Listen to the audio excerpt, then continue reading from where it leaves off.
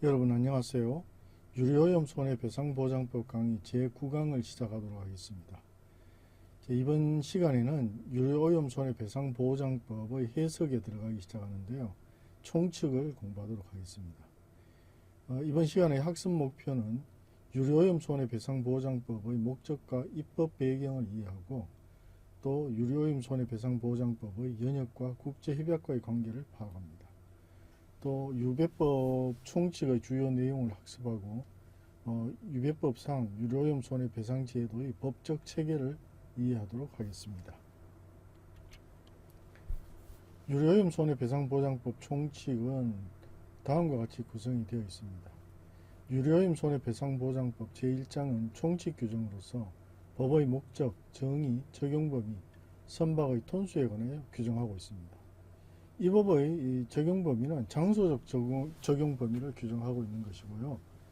정의 규정에서는 이 법 전반에 걸쳐서 사용되는 용어의 통일과 개념 정립을 위한 규정입니다. 또 선박의 톤수와 관련해서는 이 법에서 적용되는 선박 소유자의 책임의 기준으로서의 선박 톤수에 대한 개념을 정립하고 있습니다. 다음은 유료오염 손해배상보장법의 목적에 대하여 알아보겠습니다. 제1조 목적, 이 법은 유조선 등의 선박으로부터 유출 또는 배출된 유류에 의하여 유류오염 사고가 발생한 경우에 선박 소유자의 책임을 명확히 하고 유류오염 손해의 배상을 보장하는 제도를 확립함으로써 피해자를 보호하고 선박에 의한 해상 운송의 건전한 발전을 도모함을 목적으로 한다. 이렇게 규정하고 있는데요. 여기서 첫째, 선박 소유자의 책임을 명확히 한 것입니다. 유조선 등의 선박으로부터 유출 또는 배출된 유류에 의한 유류오염 사고 발생 시 책임 주체를 명확히 한 것입니다. 또 배상보장 제도를 통해 피해자가 적절한 보상을 받을 수 있는 법적 장치를 마련했다는 점에서 유류오염 손해배상보장 제도를 확립했다고 볼 수가 있고요. 유류오염 사고로 인한 피해자 보호를 통해서 사회적 안전망을 구축한다는 점을 명확히 했습니다. 또 궁극적으로는 해상 운송 산업의 지속 가능한 발전을 도모하는 것이다. 이렇게 볼 수 있겠습니다. 다음은 입법 배경과 연역에 대하여 알아보겠습니다. 제2차 세계대전 이후 각국이 적극적 산업 발전을 추구함으로써 대량의 에너지, 특히 유류의 수요가 급증함으로써 유류의 운송 및 비축을 위한 대형 유조선이 출현하게 되었습니다. 2015년 말 현재 전 세계의 1일 석유 소비량은 95억 배럴을 초과하게 되었습니다. 원양 유조선도 1960년에 6,400만 데드웨이트에 불과하던 것이 2016년 말 현재 약 5억 3천만 데드웨이트에 달하게 되었습니다. 대형 유조선의 경우 1950년대에 3만 데드웨이트이던 것이 지금은 25만 데드웨이트에서 50만 데드웨이트에 달하는 유조선도 다수 존재하게 되었습니다. 이것은 유조선의 해난 사고로 인한 유류의 대량 유출 가능성이 높아졌음을 의미합니다. 우리나라에서도 1995년 시프린소 사고나 2007년 허베이 스피리토 사고에서 유조선에 의한 대형 유류오염 사고가 현실화된 바가 있습니다. 이 주요 선형별 선복 규모를 보면요. 표는 크락슨 리서치에서 데이터베이스를 바탕으로 웅크다드 사무국에서 계산한 것인데요. 2017년 1월 1일 기준 총 톤수 100톤 이상의 자항 원양 상선을 대상으로 했습니다. 그래서 오일 탱커, 벌크 캐리어, 제너럴 카고십, 컨테이너십, 게스 캐리어, 케미컬 탱커를 대상으로 했는데요. 유조선은 전체 선대의 27.9%를 차지하며 2015년에서 2016년 사이에 3.08%의 증가율을 보이고 있습니다. 이는 유류 운송 수요가 지속적으로 증가하고 있음을 보여주는 지표라고 할 수 있겠습니다. 다음은 관련 국제협약의 연역에 대하여 알아보겠습니다. 유조선에 의한 해상 유류오염 사고는 한꺼번에 대량의 유류가 유출될 뿐 아니라 해류나 조류를 따라 확산하는 이동성과 광범위성을 가지고 있습니다. 이런 특성으로 인하여 해당 해역에 매우 심각한 피해를 가져올 뿐만 아니라 사고 이후에도 복잡한 법률 분쟁을 일으키게 됩니다. 따라서 국제협약을 통해서 국제적 협력을 하게 되는데요. 1969년에는 유료오염 손해에 대한 민사 책임에 관한 국제협약, 즉 1969년 책임협약이 채택되었고요. 또 이와 함께 1971년 유료오염 손해 보상을 위한 국제기금의 설치에 관한 협약, 즉 1971년 국제기금협약이 채택되었습니다.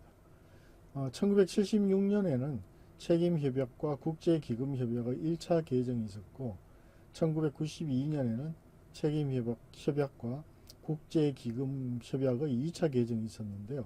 현재 발효 중인 협약은 1992년 책임협약과 국제기금협약입니다. 또 2003년에는 1992년 유료오염 손해 보상을 위한 국제기금의 설치에 관한 국제협약의 2003년 의정서가 제정되었는데요. 이것을 추가기금협약이라고 합니다. 이는 대량의 유류를 수입하는 국가를 중심으로 대형 유료오염 사고의 경우에 적용하기 위함입니다. 또 2005년에는 추가기금협약이 발효되었고 2001년에 다시 선박연료유 협약이 채택되었는데요. 비유조선의 연료유로 인한 오염 사고에 대응하기 위한 협약입니다. 한편 2008년에는 선박연료유 협약이 발효되게 되었습니다. 이 책임협약과 국제기금협약은 미국을 제외한 거의 대부분의 국가가 비준하여 국내법으로 수용하고 있는 유조선에 의한 유료오염 손해의 전보에 대한 국제적 통일법의 역할을 하고 있습니다. 우리나라는 2007년 허베이 스피리토 사고를 계기로 추가기금협약을 비준하여 유료오염 손해배상보장법에서 수용하고 있으며 2009년에는 선박연료유 협약에도 가입함으로써 유료오염 손해와 관련된 손해배상 및 보상과 관련된 모든 협약에 가입하였다고 볼 수 있습니다. 국제협약의 현황을 표로 나타내면 이와 같은데요. 1969년 책임협약은 1975년 6월 19일 발효가 되었는데 34개국이 가입이 되어 있고 우리나라에는 1979년에 우리나라에서 발효되었습니다. 또 71년 국제기금협약, 92년 책임협약, 92년 국제기금협약, 2003년 추가기금협약, 2001년 선박연료유 협약 이렇게 여러 협약이 발효가 되었는데요. 체약국 수는 각각 34개국, 14개국, 136개국, 114개국, 31개국, 84개국에 이루고 있습니다.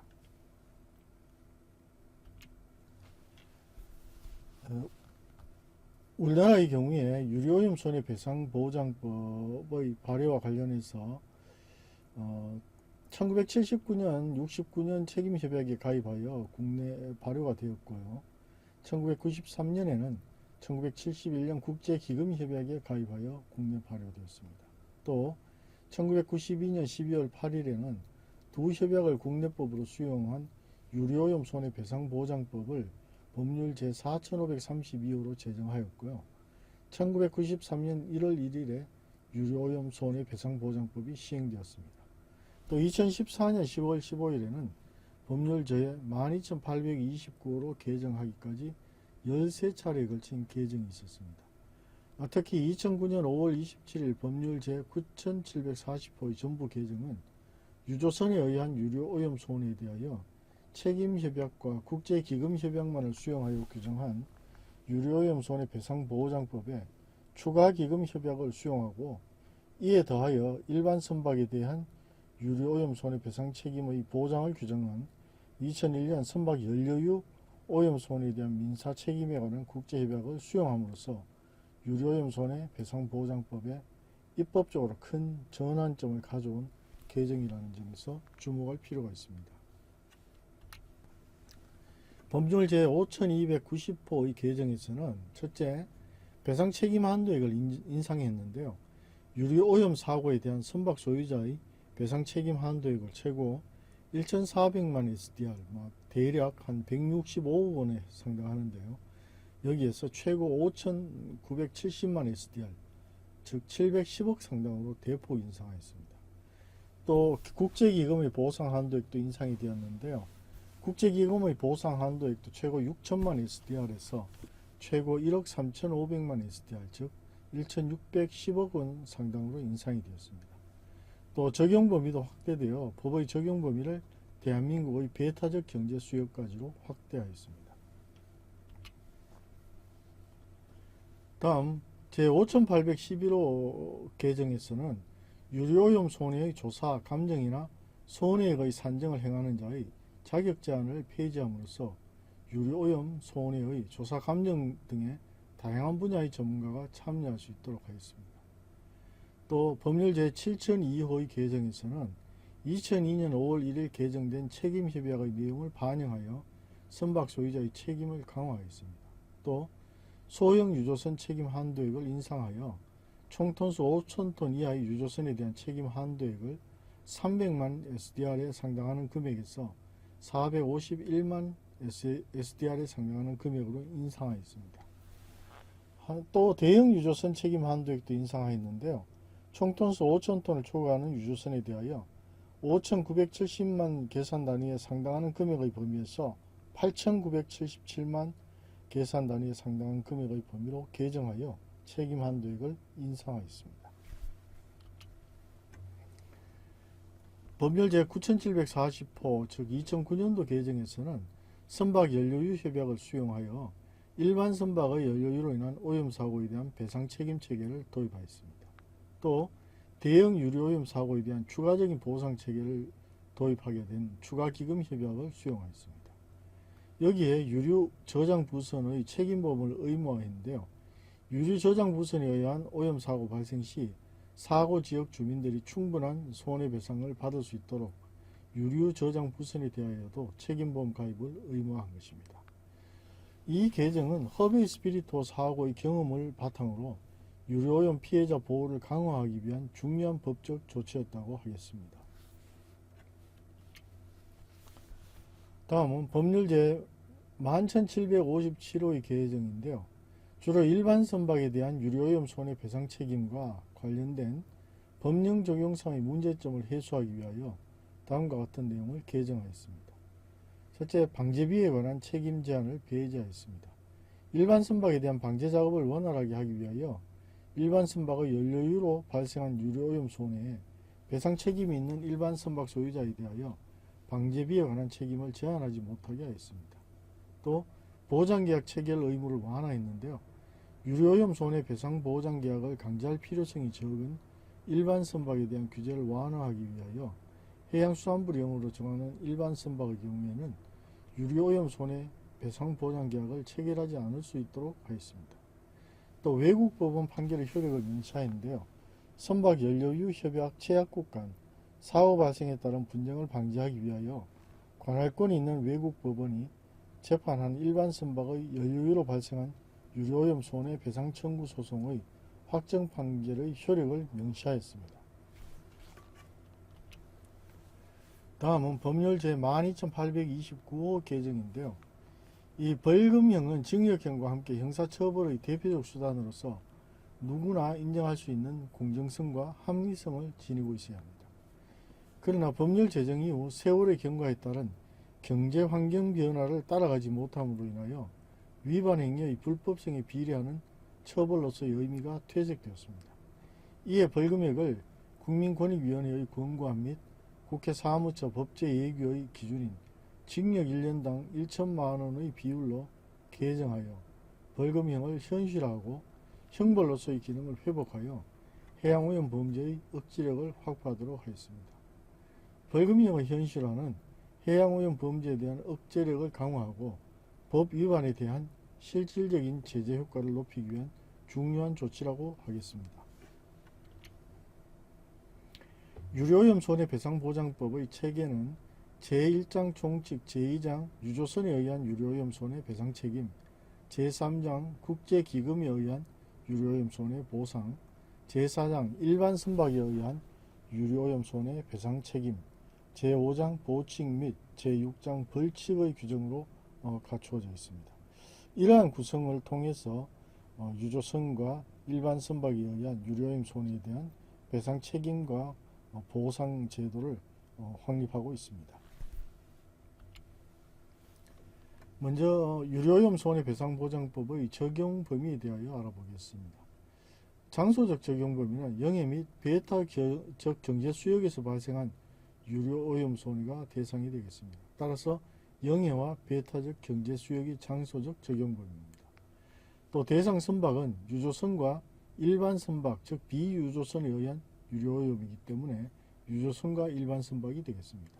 대상 유류는 지속성 유류와 선박 연료유가 대상입니다. 손해의 종류는 오염 손해, 방제 비용, 환경 손해 등인데요. 이와 같이 유료오염 손해배상보장법은 책임협약, 국제기금협약, 추가기금협약, 선박 연료유 협약을 국내법으로 수용한 법률로서 각 협약의 적용 범위를 그대로 따르고 있습니다. 다음은 유료오염 손해배상 책임의 주체에 대하여 알아보겠습니다. 먼저 유조선 소유자입니다. 책임협약에 따라 유조선에 의한 유료오염 손해에 대해 엄격 책임을 부담하고 있는데요. 등록 선주가 1차적 책임을 부담하고 책임 제한이 가능하며 강제보험 가입 의무가 있습니다. 또 국제기금협약에 따라서 유조선 소유자의 책임 한도를 초과하는 손해나 면책 사유에 해당하는 경우에는 국제기금이 2차적 보상을 제공합니다. 이때 국제기금은 유류 수입자의 분담금으로 기금이 조성되는데요. 보상 한도도 역시 존재하고 있습니다. 또 추가기금 협약에 따라 국제기금의 보상 한도를 초과하는 대형 유료오염 사고에 대해서는 추가기금이 3차적 보상을 제공합니다. 추가기금 협약 체약국의 유류 수입자가 비용을 부담하고요. 더 높은 보상 한도를 제공하게 됩니다. 일반 선박 소유자의 경우에는 선박 연료유 협약에 따라 일반 선박의 연료유로 인한 유료오염 손해에 대해 엄격 책임을 부담하는데요. 이러한 선박 소유자로는 등록 선주, 선체 용선자, 관리자 등이 연대 책임을 지도록 되어 있습니다. 책임 제한이 가능하고 강제보험 가입 의무가 부과됩니다. 다음은 유료오염 손해배상 책임의 성립 요건에 대하여 알아보도록 하겠습니다. 먼저 선박 요건입니다. 유조선 또는 일반 선박에 해당해야 합니다. 유조선은 산적 유류를 화물로서 운송하기 위하여 건조되거나 개조된 선박을 의미합니다. 또 일반 선박은 유조선 이외의 모든 형태의 항해선을 의미합니다. 한편 유류 요건으로는 지속성 유류 또는 선박 연료유에 해당해야 합니다. 이때 지속성 유류는 원유, 중유, 윤활유 등이고 선박 연료유는 선박의 추진이나 운항에 사용되는 탄화, 수소, 광물입니다. 또 유출 또는 배출되어야 하는데요. 선박으로부터 유류가 유출 또는 배출되어서야 하는데 이때의 유출 또는 배출은 사고로 인한 유출, 고의 과실에 의한 배출, 유출 또는 배출의 위협도 포함이 됩니다. 실제로 이제 유료오염 손해가 발생해야 하는데요. 오염 손해는 재산 손해와 수익 손실 등이 있고 방제 비용, 방제 조치에 따른 비용, 환경 손해로는 환경 훼손에 대한 합리적 복구 조치 비용이 유류오염 손해라고 하겠습니다. 다음은 유료오염 손해배상 책임의 법적 성질에 대하여 알아보도록 하겠습니다. 먼저 엄격 책임이라고 하겠는데요. 유조선 소유자와 일반 선박 소유자는 과실 여부와 관계없이 유료오염 손해에 대해 책임을 부담합니다. 이는 위험 책임의 원칙에 따른 것으로 위험한 활동을 통해 이익을 얻는 자가 그로 인한 손해에 대해서도 책임을 져야 한다는 원칙에 기초합니다. 두 번째, 책임 집중입니다.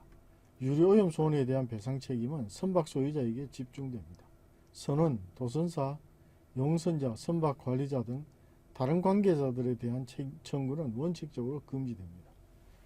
다음, 선박 소유자는 일정한 한도 내에서 책임을 제한할 수 있습니다. 다만 고의 또는 무만 행위로 인한 손해에 대해서는 책임 제한이 배제됩니다. 다음은 강제보험에 대한 규정인데요. 일정 규모 이상의 선박 소유자는 책임보험 가입이 의무화 됩니다. 피해자는 보험자에게 직접 청구권을 행사할 수 있습니다. 또 유조선에 의한 유료오염 손해의 경우 선박 소유자의 책임 한도를 초과하는 손해에 대해 국제기금과 추가기금이 보상하게 됩니다. 다음은 유료오염 손해배상 책임의 면책 사유에 대하여 알아보겠습니다. 첫 번째, 불가항력적 천재지변입니다. 전쟁, 적대행위, 내란 폭동 또는 불강력적인 천재 지변으로 인한 유료오염 손해는 면책이 됩니다. 단순한 자연재해가 아닌 예견하거나 회피할 수 없는 예외적인 성격의 자연현상이어야 합니다. 다음은 제3자의 고의적 행위입니다. 손해를 일으킬 의도로 한 제3자의 자기 또는 부작위로 인한 유료오염 손해가 이에 해당하는데요. 제3자의 행위와 손해 사이에 인과관계가 있어야 합니다. 다음은 등대 또는 그 밖의 항해 보조시설의 유지에 책임이 있는 정부나 당국의 과실 또는 그 밖의 위법 행위로 인한 유료오염 손해도 역시 면책 사유에 해당이 됩니다. 또 유료오염 손해가 전적으로 피해자의 고의 또는 과실로 인하여 발생한 경우에는 면책이 되는데요. 피해자의 과실이 부분적일 경우에는 과실상계가 적용될 수 있습니다. 면책 사유의 입증 책임은 선박 소유자에게 있으며 면책 사유는 제한적으로 해석되어야 하겠습니다. 다음 유료오염 손해배상 책임의 제한에 대하여 알아보겠습니다. 유조선 소유자의 책임 제한은 5,000톤 이하 유조선에 대하여는 기본 책임 한도액이 설정되어 있는데요. 451만 SDR입니다. 또 총톤수 5,000톤을 초과하는 유조선의 경우에는 최대 8,977만 SDR까지 책임을 져야 하고요. 5,000톤 초과된 부분에 대해서 톤당 631 SDR을 추가로 부담하게 됩니다. 일반 선박 소유자의 책임 제한에 대하여는 선박 소유자 등의 책임 제한에 관한 법률에 따라 책임을 제한할 수 있는데요. 손해가 선박 소유자 자신의 고의로 인하여 발생한 경우 또는 손해 발생의 염려가 있음을 인식하면서 무모하게 한 자기 또는 부작위로 인하여 발생한 경우에는 책임 제한이 배제됩니다. 다음은 국제기금에 의한 보상에 대하여 알아보도록 하겠습니다. 국제기금 협약에 따른 최대 보상 한도액은 2억 3천만 SDR이고 추가기금 협약에 따른 최대 보상 한도액은 7억 5천만 SDR입니다. 이 국제기금에서는 선박 소유자 책임 한도를 초과하는 손해에 대하여 유조선 소유자의 책임 한도를 초과하는 유료오염 손해에 대하여 보상을 하게 되는 것이고요. 선박 소유자가 면책 사유에 해당하여 책임을 지지 않는 유료오염 손해도 보상하게 됩니다. 또 선박 소유자와 보험자가 재정적으로 배상할 능력이 없는 경우에도 이러한 유료오염 손해에 대하여 국제기금이 보상하게 됩니다. 국제기금은 최약국의 영역, 즉 영해를 포함한 영역과 배타적 경제 수역에서 발생한 유료오염 손해에 대해서만 보상하게 됩니다. 다음은 유료오염 손해배상 보장 계약에 대하여 알아보겠습니다. 이는 강제보험 제도인데요. 유조선의 경우에 2,000톤을 초과하는 산적 유류를 화물로서 운송하는 유조선 소유자는 유료오염 손해배상 보장 계약을 체결해야 합니다. 또 총톤수 1,000톤을 초과하는 일반 선박의 소유자는 유료오염 손해배상 보장 계약을 체결해야 합니다. 유료오염 손해배상 보장 계약을 체결한 선박 소유자는 해양수산부 장관으로부터 보장계약 증명서를 교부받아 선박 안에 비치해야 합니다. 또 유료오염 손해를 입은 자는 선박 소유자의 보험자 등에게 직접 손해배상을 청구할 수 있습니다.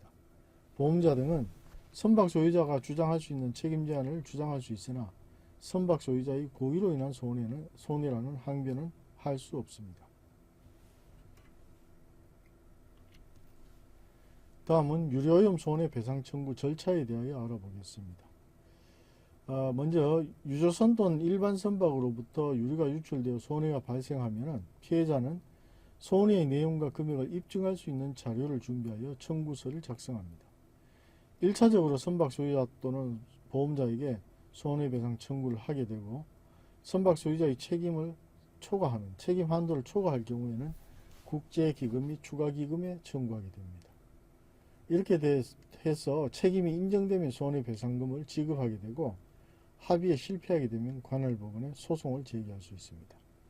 유료오염 손해배상 청구권의 소멸시효는 손해가 발생한 날로부터 3년, 사고가 발생한 날로부터 6년으로 규정이 되어 있습니다.